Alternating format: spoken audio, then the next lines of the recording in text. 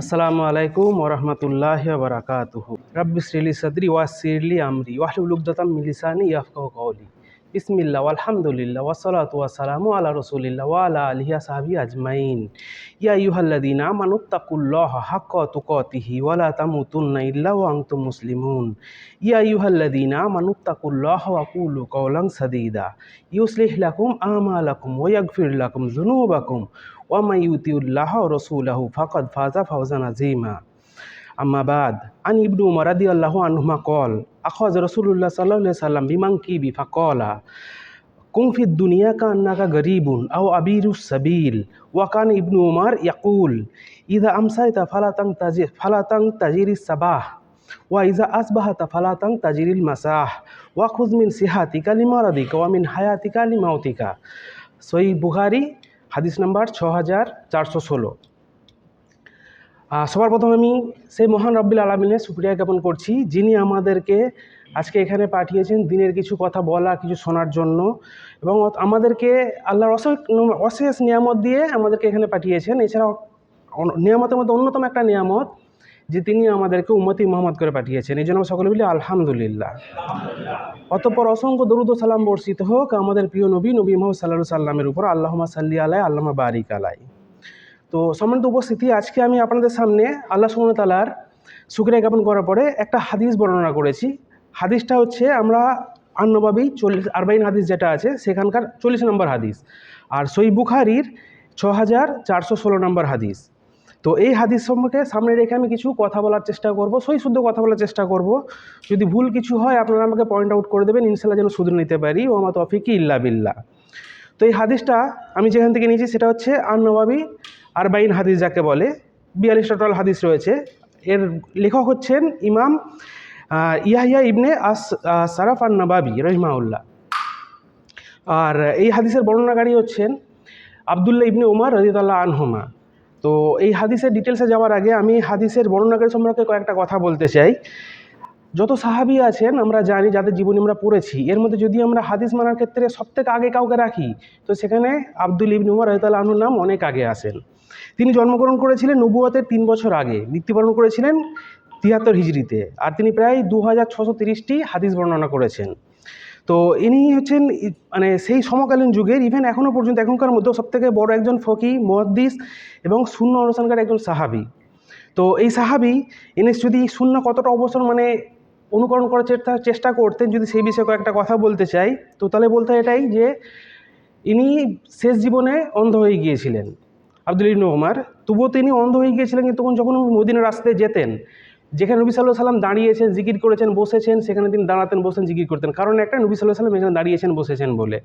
এছাড়া আরও কয়েকটা জিনিস পাওয়া যায় রেওয়াত থেকে, যেটা হচ্ছে একদা নবী সাল্লাল্লাহু আলাইহি সাল্লাম বলেছিলেন যে মসজিদুন নববীর এই দরজাটা আমি মহিলাদের জন্য স্পেশাল করতে চাইছি, ইচ্ছাও করেছিলেন। তো তারপর থেকে উনি সেই দরজাতে কোনোদিন জানেননি বা আসেননি, এইগুলোও পাওয়া যায় রেওয়াত থেকে। এছাড়া আর একটা খুব বিখ্যাত ঘটনা পাওয়া যায়, যেটা হচ্ছে ইবনে উমর রাদিয়াল্লাহু আনহু, ওনার ছেলে যিনি ছিলেন বিলাল বা ওয়াকিদ, ওনাকে বলেছিলেন, উনি মহিলাদেরকে মসজিদে নববীতে নামাজ পড়তে দিতে নিষেধ করছিলেন। তখন এই আব্দুল ইবনে উমর রাদিয়াল্লাহু আনহু উনি বলেছিলেন যে আমি তোমাকে নবী সাল্লাল্লাহু আলাইহি ওয়াসাল্লাম হাদিস বলছি, উনি যে অনুমতি দিয়েছেন আর তুমি বারণ করছো। তো উনি মৃত্যুর আগে পর্যন্ত সাথে কথা বলেননি। উনি এতটাই হাদিস অনুসরণ করতেন। আমরা শুধু হাদিস অনুসরণ করার চেষ্টা করি, উনি হাদিসের কিতাব ছিলেন একটা। তো যাই হোক, এটা হচ্ছে ওনার সম্পর্কে বলা। তো আমি যে হাদিসটা বললাম, এই হাদিসটা যদি আমি আক্ষরিক অর্থ করি তাহলে প্রথমে হচ্ছে কুন ফিদ দুনিয়া কান্নাকা গরিবিন ওয়া আবিরিস সাবিল, যে নবী সাল্লাল্লাহু আলাইহি ওয়াসাল্লাম বলছেন আখাযা বিমান কি, অর্থাৎ নবী সাল্লাল্লাহু আলাইহি ওয়াসাল্লাম আব্দুল ইবনে উমর রাদিয়াল্লাহু আনহুর 2 কাঁধ ধরলেন এবং তাকে নসিহত করলেন যে তুমি দুনিয়াতে এমনভাবে জীবনযাপন করো যেন তুমি একজন অপরিচিত ব্যক্তি বা পথচারী। এরপর উমর রাদিয়াল্লাহু আনহু নিজে যেটা অ্যাড করেছেন সেটা হচ্ছেন যে যদি সন্ধ্যা হয় তাহলে সকালের অপেক্ষা করো না, সকাল হলে এবারে সন্ধ্যার অপেক্ষা করো না, তোমরা সুস্থতার মধ্যে থেকে অসুস্থতার প্রস্তুতি নাও এবং জীবিত অবস্থায় মৃত্যুর জন্য পাথেয় সংগ্রহ করো। এটা হচ্ছে হাদিসের আক্ষরিক অর্থ। যদি এর ব্যাখ্যা করি, এর ব্যাখ্যাতে কী পাওয়া যায়, আমরা যখন যেটা প্রথমেই যে হাদিসটা রয়েছে, যেটা হচ্ছে প্রথম অংশটা, যে নবী সাল্লাল্লাহু আলাইহি সাল্লাম বলেছেন যে কুন ফিদ দুনিয়া কান্নাকা গরিবুন ওয়া আবিরিস সাবিল, অর্থাৎ এইখানে নবী সাল্লাল্লাহু আলাইহি সাল্লাম যেটা বোঝাতে চেয়েছেন, হাদিস যদি ব্যাখ্যা করি, মুহাদ্দিস রাগণ যে ব্যাখ্যাটা করেছেন, প্রথম অংশটা মারফু বলা হয় কারণ নবী সাল্লাল্লাহু আলাইহি ওয়াসাল্লাম সরাসরি গেছে। দ্বিতীয়টা ইবনে উমর রাদিয়াল্লাহু আনহুমা উনি নিজে থেকে বলেছেন, তো এটা মারফু বলা হয়। তো যাক, এই বিষয়ে আমি যাচ্ছি না। তো এখানে উনি প্রথমে কি বলেছেন যে কুংফির দুনিয়া কান্নাকা গরিবুন আবির সাবিল, দুনিয়াতে বিচরণ কর বিচরণকারীর মতো বা প্রতীকের মতো। অর্থাৎ কি, দুনিয়াতে আমাদের কি জন্য আল্লাহ সুবহানাহু ওয়া তাআলা প্রেরণ করে, সবার আগে আমাদেরকে এটা জানতে হবে। সূরা জারিয়াতের 56 নম্বর আয়াতে আল্লাহ সুবহানাহু ওয়া তাআলা বলছেন যে ওমা খলাকতুল জিন্না ওয়াল ইনসা ইল্লা লিয়াবুদুন, আমি মানুষ ও জিন জাতিকে সৃষ্টি করেছি আমার ইবাদত করার জন্য, গোলামি করার জন্য, দাসত্ব করার জন্য। তো আমাদের উদ্দেশ্য হচ্ছে এই দুনিয়াতে আল্লাহর বিধান মেনে চলা। এরপরে কেন আমাদের মেন দুনিয়া হচ্ছে আখিরাতের দুনিয়া, এখানে এটাই বোঝাতে চেয়েছেন। ধরুন এটা যদি আমরা প্রতীক হিসেবে বিচার করি, তো সবার প্রথমে আমরা বলি আমরা এখানে যারা আছি সবাই আমরা দিন আলহামদুলিল্লাহ পালন করছি, নামাজ পড়ছি, কিন্তু আমরা প্রকৃত করতে পারছি? আল্লাহ সুবহানাহু ওয়া তাআলা আমাকে যে উদ্দেশ্যের জন্য পাঠিয়েছে সেটা পূরণ করতে পারছি? কোরআনে আল্লাহ সুবহানাহু ওয়া তাআলা কোরআনের তাকাসুরের আয়াতেই বলছেন যে কি, আয়াতে প্রথম আয়াতে কি বলছেন, আল্লাহ কুমুত তাকাসুর, অর্থাৎ প্রাচুর্যের প্রতিযোগিতা তোমাদেরকে বিমুখ করে রাখে, হাত্তা জুরতুমুল মাকাবির, যতদিন না তোমরা কবর উপনীত হও। আর বাস্তবেই তাই আমরা দুনিয়াবি বিমুখ হওয়া বাদ দিয়ে আমরা দুনিয়ার প্রতি খুবই আসক্ত হয়ে পড়েছি। এখানে এটাই বোঝাতে চাইছেন। যেমন যদি এক্সাম্পল দিই, ধরুন আমরা এখানে যারা সবাই এখানে আছি, ইনকাম করছি, অর্থ উপার্জন করছি, দেখবেন আমরা একবার হলে মদিনাতে ঘুরতে যাই। এখানে প্রতিবেশী কী বলা হয়েছে, আমাদের উদ্দেশ্য হচ্ছে মদিনা যাওয়া। তো যাবার পথে আমরা বিশ্রাম নিচ্ছি কিছুটা। এই গরিব বলতে সে বিশ্রাম নেওয়ার অংশটাকে বলা হয়েছে। মানে আমরা যে এখানে পৃথিবীতে এসেছি, পৃথিবীতে আসার উদ্দেশ্য হচ্ছে কিছুক্ষণ আমাদের এখানে সময় দেওয়া, আমাদের মেন উদ্দেশ্য হচ্ছে জান্নাত। আর আবিরু সাবিল বলতে কী বোঝানো হয়েছে, অর্থাৎ আমরা যখন কোথাও প্রতীক হিসেবে যাই, সেখানে আমরা কী করি, অনেক সামান গুছিয়ে নিই না, যতটা আমাদের প্রয়োজন ততটা। আমরা যখন মদিনায় যাব, আমরা কি সব কিছু গুছিয়ে নিই? আমাদের হয়তো একটা তোপ নিলাম, একটা জামা প্যান্ট নিলাম, হয়তো ফোন, মোবাইল চার্জার নিলাম, বাকি সব এখানে থাকে। কারণ আমরা যাচ্ছি সফরে, আবার আমাদেরকে রিটার্ন এখানে আসবে। তো আল্লাহ আমাদেরকে পাঠিয়েছেন পৃথিবীতে সফরকালীন সময়টা, আমাদেরকে আবার সেখানে ফিরে যেতে হবে। এই জন্য আমাদেরকে দুনিয়াতে প্রতিবেশী থাকতে হবে। যদি আমরা আরও ভালো এক্সাম্পল দিই, আমরা সবাই প্রবাসী, এখানে আমরা সবাই ইনকাম করছি, ইনকাম করে গিয়ে দেশে তো টাকা পাঠাচ্ছি। কারণ আমরা যে ভবিষ্যৎ ওখানে আমাদেরকে আবার ওখানে ফিরে যেতে হবে। 10 বছর, 5 বছর, 20 বছর এখানে থাকবো, একটা অ্যামাউন্ট হবে, আমরা ওখানে ফিরে যাব। আমরা কিন্তু এখানে খরচা করছি না, কারণ আমরা জানি এটা আমাদের ক্ষণস্থায়ী। ঠিক আমাদের এই জীবনটা হচ্ছে ক্ষণস্থায়ী। এখানে যেমন প্রবাস থাকাকালীন আমরা দেশে ফিরে যাব, আমরা যা ইনকাম করি দেশে পাঠিয়ে দিচ্ছি, কিছু ওখানে করার চেষ্টা করছি। আমাদের সেই সেম জিনিস, আমাদের এই জীবনটা একমাত্র হচ্ছে আমল করার জন্য। আমল করব, আল্লাহর নিয়ম নীতি মেনে চলবো, আল্লাহ যেটা বলেছেন, যেটা নিষেধ করেছেন সেগুলো মানবো। তাহলে কি আছে, আমাদের আখিরাতটা ভালো হবে। আর আমাদের সমস্ত কর্মটা আখিরাতের জন্য। এই জন্য আমাদের আখিরাতকে আগে বলতে হবে। কিন্তু এই হাদিসের মানে এটাই না যে আমরা দুনিয়াকে একদম ছেড়ে দেবো। এখানে মুহাদ্দিসগণ এই হাদিস ব্যাখ্যা করতে গিয়ে বলেছেন আমরা দুনিয়াকে ছেড়ে দেবো, এটা কোনো দিন এই হাদিসটা বলে না, বা এই হাদিসটা এটাও বলে না যে দুনিয়াকে একদমই দেখবে না, কারণ এটা অসম্ভব ব্যাপার, আমরা সবাই জানি। কিন্তু আমাদেরকে বলার উদ্দেশ্য কারণ হচ্ছে দুনিয়ার থেকে আমাদের আখিরাতটা মেন থাকবে। দুনিয়ার জীবনযাপন করার জন্য আমরা যে কাজগুলো করব, আলহামদুলিল্লাহ আমরা করে যাব। যেমন এটা যদি বলা হয় তাহলে হচ্ছে সূরা 3-এর আয়াতেই বলা হচ্ছে, বালতু সিরুনাল হায়াতুদ দুনিয়া ওয়াল আখিরাতু খায়রুন ওয়া আবকা। অর্থাৎ আমরা যারা আছি, যারা দুনিয়াকে অনেক বেশি প্রাধান্য দিই, কিন্তু আমরা ভুলে যাই যে আখিরাতের থেকে আরও অনেক বেশি। তো আমাদের এই হাদিসের প্রথম অংশটা থেকে আমাদেরকে এটা বোঝাতে চাইছে যে আমরা শুধু দুনিয়ার প্রতি অনুরক্ত হব না, আমাদেরকে হাদিসের এই ভাষ্য অনুযায়ী আমরা দুনিয়া ছাড়াও হচ্ছে আপনার আখিরাতের প্রতি আমরা বেশি ধ্যান দেবো। আর এই হাদিসের দ্বিতীয় অংশে কি বলছেন, আরও অনেক কথা বলা যায়, কিন্তু যেহেতু সময় সংক্ষেপ, তো সেটাকে সংক্ষেপে ছাড়ার জন্য দুনিয়ার সাথে সম্পর্ক আমাদেরকে কম করতে বলছেন। এছাড়া কোরআনের অনেক আয়াতে রয়েছে, যেমন সূরা গাফিরের 39 নম্বর আয়াতে বলছেন, এই পৃথিবী জীবন তুচ্ছ ভোগ মাত্র, নিশ্চয়ই আখিরাতই অবস্থিতির প্রকৃত নিবাস। এছাড়া তিরমিজির একটা হাদিস রয়েছে যেখানে নবী সাল্লাল্লাহু আলাইহি ওয়াসাল্লাম বলছেন, দুনিয়ার সঙ্গে আমার সম্পর্ক কি? দুনিয়া তো আমি একজন মুসাফির স্বরূপ, যেখানে যে কোনো গাছের নিচে ছায়া আশ্রয় গ্রহণ করে তারপর সেখান থেকে ছেড়ে চলে যায়। অর্থাৎ দুনিয়া আমরা যেটুকু আছি দুনিয়াবি কর্ম করব, কিন্তু যত আমাদের প্রয়োজনের অতিরিক্ত আমরা করব না। যেমন ধরুন একটা গোলামকে যখন তার মনিব কোনো জায়গায় পাঠায়, কী জন্য পাঠায়, কোনো কাজের জন্য পাঠায়, তাকে সেই কাজটাই করে। আমাদের এখন গোলাম না, আমরা এখন মানে অফিসের স্যার, বস বা মুদিরের আন্ডারে আছি। মুদির যদি আমাকে কোনো একটা কাজের জন্য পাঠায়, আমরা সেই কাজটাই করি, অন্য কাজের দিকে আমরা মন দিই না। তো আল্লাহ আমাদেরকে পাঠিয়েছেন দুনিয়াতে আল্লাহর ইবাদত করার জন্য, আমরা সেটাই করব, অন্যদিকে মন দেওয়ার চেষ্টা কম করব।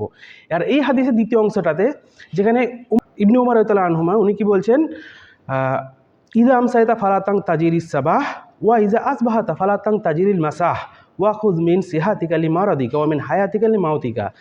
অর্থাৎ যখন সকাল উপস্থিত হবে তখন তোমরা সন্ধ্যার জন্য, যখন সকাল উপস্থিত হয় সন্ধ্যার জন্য অপেক্ষা করো না। অর্থাৎ আমরা যখন কোনো কাজ করি যেটা আমাদের এখন করা দরকার, আমরা অনেক সময়তে সেই কাজটা তখন করি, কিন্তু দিনের ক্ষেত্রে, নামাজের ক্ষেত্রে আজান দিল, খেলা দেখছি বা মোবাইল দেখছি বা বাড়িতে কথা বলছি, শেষ করি তারপরে করব। এটা করতে নিষেধ করছেন। এছাড়া যখন সন্ধ্যা উপস্থিত হবে তখন যেন সকালে যেন উপস্থিত করেন, অর্থাৎ সন্ধ্যাবেলা যেটা ইবাদত করা, যে কাজটা করার, যে জিকিরগুলো করার, সেটা আমরা ফেলে রাখি না যে সকালে করব, কারণ সকালে আমি থাকতেও পারি নাও পারি। এছাড়া যখন আমাদের সুস্থতা আছে, আমরা অসুস্থ হয়ে যেতে পারি, অসুস্থ হলে আমরা সেই ইবাদতগুলো করতে পারবো না। আপনি সুস্থ অবস্থায় যতটা সিজদা করতে পারবেন, যতটা মনোযোগ দিয়ে নামাজ পড়তে পারবেন, অসুস্থ অবস্থায় ততটা পারবেন না, কেউই পারবো না। তো সুস্থ থাকাকালীন আমরা অসুস্থতার জন্য পাথেয় সংগ্রহ করব, এবং যতদিন আমরা জীবিত আছি, জীবনের পরে আমাদের আমল শেষ হয়ে যাবে, জীবন শেষ আমল শেষ। তো এই বয়স, এই সময়তে আমরা এমন আমল করবো যেটা আমাদের মৃত্যুর পরেও কাজ দেবে। অর্থাৎ আমরা যখন এখানে কাজ করছি, যে কাজ প্রবাসীতে আছি, 5 বছর 10 বছর কোম্পানিতে কাজ করি, কাজ করার পর দেশে একটা কিছু বানাই, এছাড়া না পেলে পারি 10 বছর সার্ভিস দিচ্ছি, সার্ভিস মেরিট আমরা বলি এটাই আমাদের একটা সঞ্চয়। ঠিক সেম জিনিস আমাদের দুনিয়াবি সঞ্চয়ের ক্ষেত্রে যেমন আমরা করছি, আখিরাতের ক্ষেত্রেও আমাদের যতদিন বেঁচে আছি সেই সঞ্চয়টা আমাদের মেন সঞ্চয়। এছাড়া এই হাদিসটা, এই নসিহাটা তিনি করেছিলেন তারই যে শিষ্য ছিলেন বা যিনি তার স্টুডেন্ট ছিলেন তাকে করেছিলেন, বিখ্যাত তাবি মুজাহিদ রহিমাহুল্লাহকে। তো এইখান থেকে শুধু একমাত্র তার জন্য না, এই নসিহতটা আমাদের সবার জন্য। কারণ আমরা দুনিয়াতে বিচরণ করে দুনিয়ার সেইভাবেই যেন আমরা এখানে প্রবাসী হিসাবে আছি, দেশে চলে যাব, আমরা এখানে কিছু সময়ের জন্য আছি, আমাদেরকে একদিন ফিরে যেতে হবে। এই সম্পর্কে অনেক হাদিস আছে, আমি জাস্ট কয়েকটা হাদিসের একটু জাস্ট কোট করে ছেড়ে দিতে চাইছি।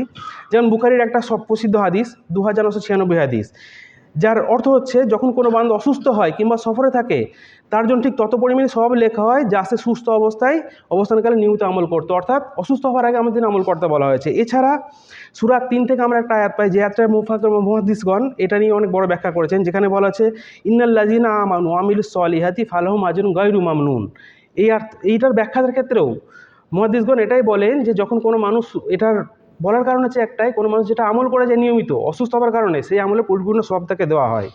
এছাড়া আর অনেক হাদিস রয়েছে, যাক আমি সেদিকে যাচ্ছি না। তো আপনাদের এখানে বলার কারণ হচ্ছে এটুকুই, যে আমরা এখানে আছি, দিনের কাজ করতে এসেছি, দিনের কাজ করছি, এমনকি আমরা ইনকাম করতে এসেছি, মেন কাজ, কিন্তু আমরা এই সেন্টারে আসছি দিনের কিছু কাজের জন্য, কথা শোনার জন্য। আমরা এখানে পালন করার চেষ্টা করবো, যে নসিহতগুলো আমরা শুনি বা পাই বা বই পড়ি, সেগুলো আমরা চেষ্টা করবো সঠিকভাবে মেনে চলার। আর আমাদের মেন উদ্দেশ্য সঠিক আমল করার, সঠিক আমল করে সঠিকভাবে মেনে চলো। অবশেষে আমি আল্লাহ এই দোয়া করি, আল্লাহুম্মা আরিনা আল হাক্কা হাক্কান, অর্থাৎ হে আল্লাহ আমাদেরকে সত্যকে সত্যের উপর দেখাও, ওয়ারজুকনা ইত্তিবাহু, এবং তা অনুসরণ করা তৌফিক দাও।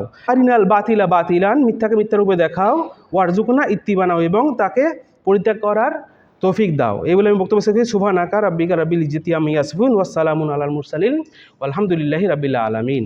আসসালামু আলাইকুম ওয়া রাহমাতুল্লাহি ওয়া বারাকাতুহু।